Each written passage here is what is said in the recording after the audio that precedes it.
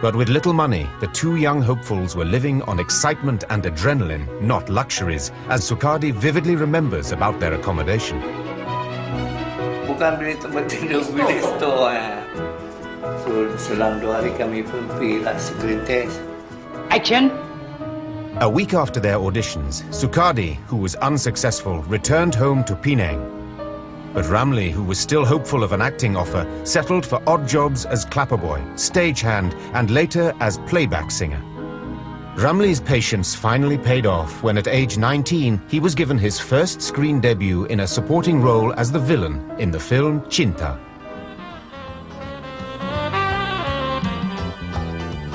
Former actor and crooner, the late Datuk Ahmad Daud, recalled watching the film with friends in Penang. Bila dia buka baju dalam gambar cerita, kita ni member bergelak. Sebab apa? Bila dia angkat tangan tu, Piram ni terlang tang tulang kering punya kuih. Dengan dia punya pipi tu orang panggil macam tonjol ke depan tu, jawab batu kuih. Bahkan bila dia menyanyi pula kita nak tergelak. Awak suara lain. Menyanyi sayang jiwamu mulai. Datuk L. Krishnan was one of the few Indian directors hired by the Shaw Studio. He gave P. Ramlee his first lead role in a drama called Bhakti, much to the shock of the studio people. Saya gunakan Ramlee sebagai hero di dalam Bhakti because he was a singer. So saya pun bilang sama Ramlee, lagu-lagu semua jangan kasih hilang. Ramlee's screen impact was so impressive that after Bhakti, Krishnan went on to cast Ramlee as the lead in 3 other films. Their immediate success made P. Ramlee a hot property. He was a good actor. He can't even dance. So I told him, don't worry, I'll keep only up till here. You just walk, walk to rhythm. Following his first screen test, Ramlee befriended comedian Dying Harris, who had helped him in his early years. Ramlee soon fell for Harris' daughter, Junaina, but Harris wanted Ramlee to marry his older daughter, Junaida, a divorcee. Ramlee, who hated confrontations, took the path of least resistance. In early 1950, he married Junaida. His only biological son, Nasir, was born 3 years later. That same year, Ramlee won Radio Malay's Best Male Singer Award with his song Aziza, making him a sought-after actor and singer. Aziza, composed before he became an actor, soon topped the charts and stayed there for over 4 weeks. Ramlee rode on the song's massive popularity, with every woman wanting to be Aziza. But the constant attention from his legion of female fans took a toll on their marriage. The next year, Junaida decided she had had enough and left him, leaving Nasir in P. Ramlee's care. Despite juggling a rapidly advancing career and looking after Nasir, P. Ramlee always found time for other people, as composer Kasim Masdur, a studio messenger boy at the time, remembers. Tiap-tiap pagi saya mesti kedudukan P. Ramlee. Ketika dia mandi, favorite singer dia Nat King Cole. Saya kena main tu yang gramophone yang pakai spring, pakai kunci. Yang banyak membimbing saya dalam muzik ni ialah Allahyarham Tan Sri P. Ramlee. Dialah yang mengajar saya bagaimana nak tulis lagu dan bagaimana nak membaca not. Lama-kelamaan dia suruh saya tulis lagu yang dicipta. Dia lantik saya sebagai penolong pengarah muzik dia. To composer Ahmad Nawab, P. Ramlee's extraordinary gift for music more than made up for his lack of formal musical training. Saya tengok dia pandainya, dia boleh baca note without playing instrument. He can sing. Sekiranya lagu saya dinyanyi oleh P. Ramlee, I can say that barulah saya percaya diri saya komposer. Not long after his divorce from Junaida, P. Ramlee was back on the dating scene. Beauty queen Mariani Ismail, who was Miss Singapore 1951, caught his eye. Kami selalu dating lah. Bila tak syuting aja, dia akan jumpa saya. Bila dah jatuh cinta, dia bilang, saya nak kahwin sama you, dia bilang. Tapi saya tak mau you berlakon. You nak nyanyi boleh. Saya ajar you nyanyi. P. Ramlee had found the new love of his life. But by forbidding Mariani to become an actress, Ramlee had unwittingly set the stage for his own heartbreak. Mariani was being seriously courted by the Shaw Studios, and someone else had a very special place in her heart.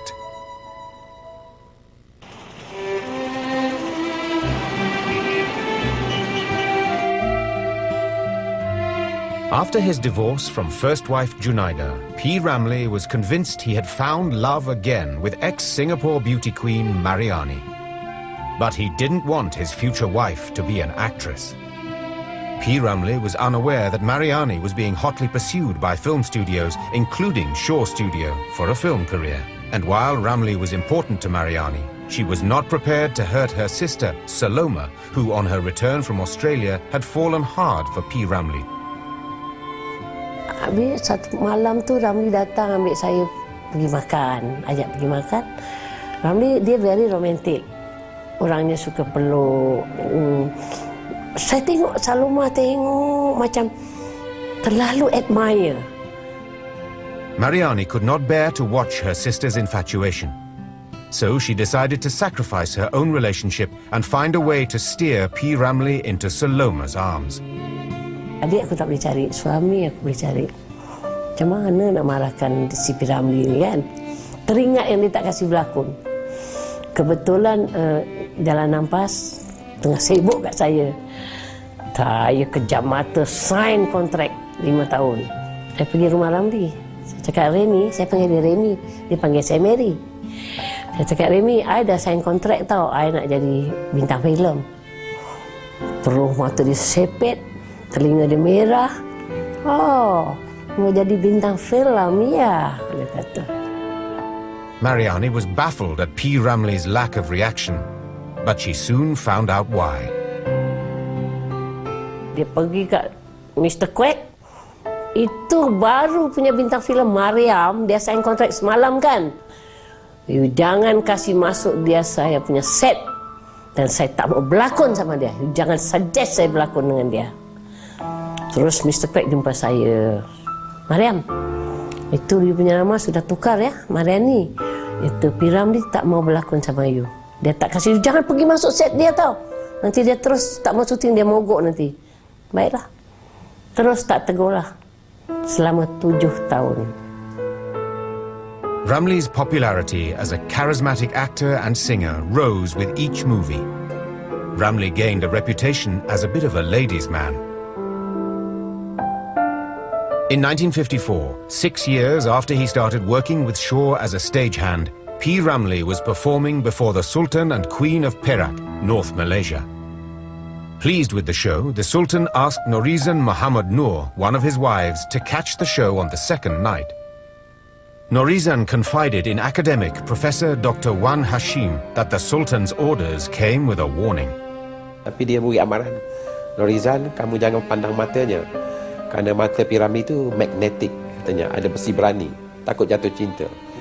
Norizan pada waktu itu memang tidak begitu berminat dengan P. Ramlee, tapi oleh kerana seperti arahan suaminya, dia pergi menonton. When Ramlee was introduced to Norizan, there was instant chemistry between them.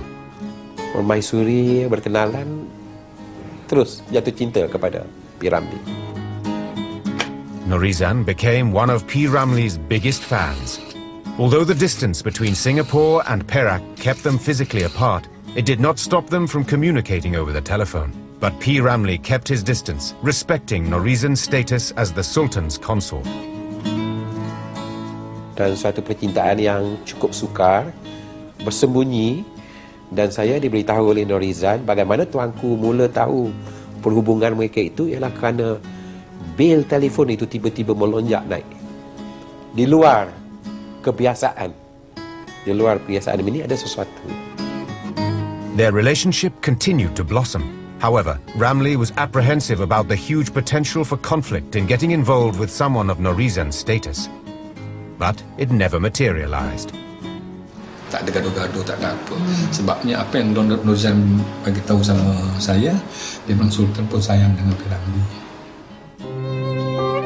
P. Ramlee and Norizan were married on February the 6th, 1955. and Ramlee voluntarily stayed away from Perak until the Sultan's demise in 1962. News of Ramlee's marriage to Nurizan came as a big blow to Mariani, his former love. She had broken up with him in order to matchmake him with her sister Saloma. Terkejut saya. Aku dah berkorban gini, dia pergi kahwin dengan Nurizan. Aku tak dikahwin dengan Saloma. Bila dikahwin dengan Nurizan, Saloma merajuk lagi. Dia pergi Melbourne pula. Dia menyanyi lagi, jauh lagi. Bawa diri. Marriage to Nurizan coincided with an exciting phase in P. Ramlee's professional life. In 1956, P. Ramlee played the title role in the historical film Hang Tuah and wrote the music. He won the award for Best Musical Score at the Asia Pacific Film Festival. It was the first international award for Ramlee and Shaw, and Ramlee dedicated one of the film's most popular songs to his new wife, Nurizan. Masuk dulu ke istana, kemudian untuk dia dah kan tinggal kat istana, dan kemudian kan membawa kepada tidak sebanyak lah harta. Jadi Kak dah berkorban kerana Ramlee. Dulu tu dia kata Nurizan, I nak karang satu lagu dulu, dia kata berkorban apa saja harta atau nyawa tu maknanya Kak Nur. Dia memahir jugalah Kak Nur sebagai ada tuanku semua. With Nurizan, P. Ramlee's appearance and lifestyle underwent a complete change. She wanted the palace decorum she was used to observed in the family home. Nasir, his son with his previous wife, 8 years old at the time, remembers life with Nurizan and his new adopted and step siblings. Bapa saya makan kami kena disappear. Tak dengar suara pun. Tunggu Nurizan panggil. Caci, dia panggil Caci. Caci, Norma, Betty, Sazali turun. Baru kami boleh turun. Bilik, 4 bilik, tiap-tiap minggu tukar. Bapa saya selalu masuk salah bilik. But it was during his marriage to Nurizan that P. Ramlee, the entertainer, was at his most prolific.